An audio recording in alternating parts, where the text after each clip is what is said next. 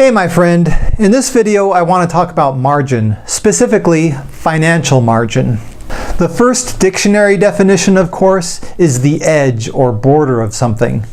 But it is also defined as the amount by which a thing is won or falls short. In sports, it's called the margin of victory, how much you win by. In business, profit margin is the amount of revenue remaining after all costs associated with a transaction have been subtracted. So in business and in sports, margin is synonymous with the amount, the difference, the space, or the gap. When people talk about having more margin in their lives, they're usually talking about having more space personally, or maybe having more time in terms of their schedule. It's also referred to as having more breathing room, or having more room for error. In that sense, that's what I want to talk about today. Creating more margin in your financial life, creating more margin in your day-to-day finances, creating financial margin. Let's go to the board.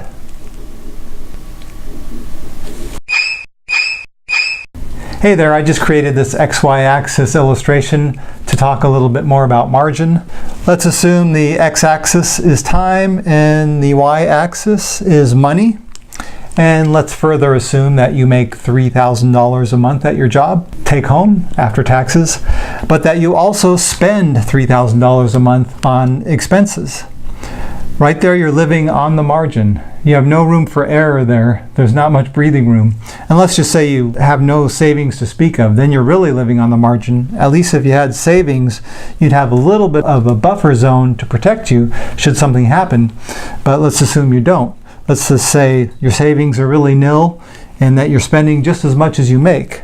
The trouble is, when you're living on the margin like that, and all of a sudden you have an unexpected expense, like let's say your car breaks down and all of a sudden you need to come up with a couple of grand to fix it, your expenditures shoot up and your savings obviously are going to shoot down.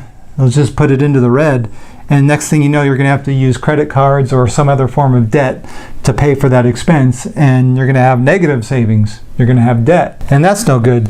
What you really want to do ideally is cut your spending down while you're still making the same amount, or try to make more.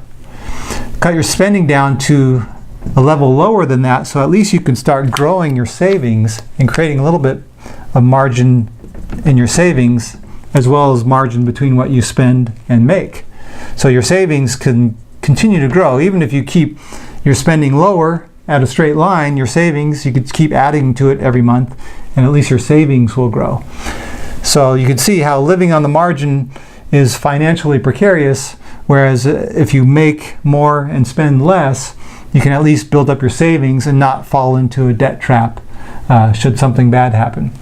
So what are some ways that we can create financial margin? Well, it's either raise your income or lower your expenditures, or both. And we can talk about a couple of those things right now, at least some ideas on how to do that.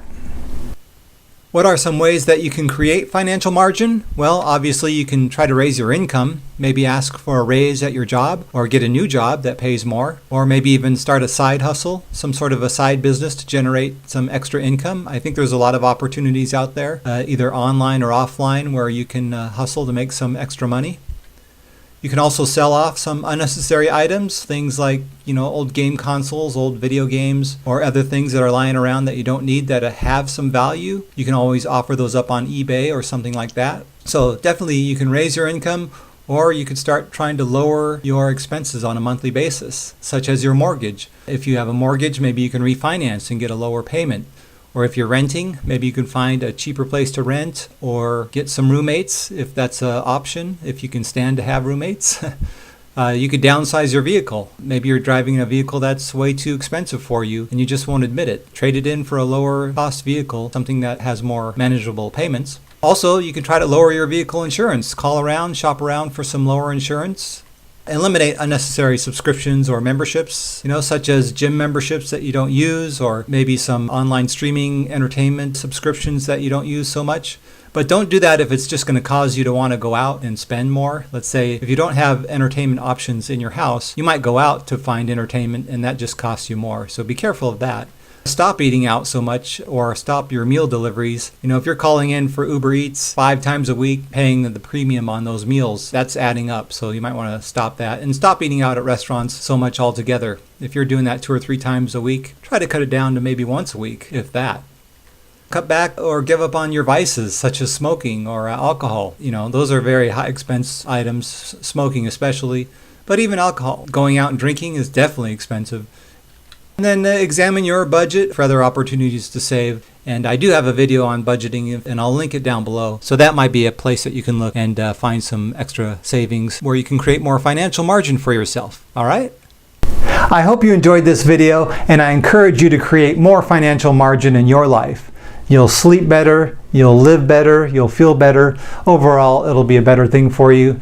Please add some comments down below and share with us your ideas on how you're going to create financial margin in your life. We'd love to hear from you.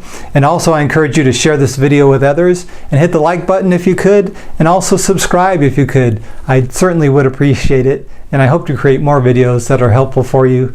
Have a great day.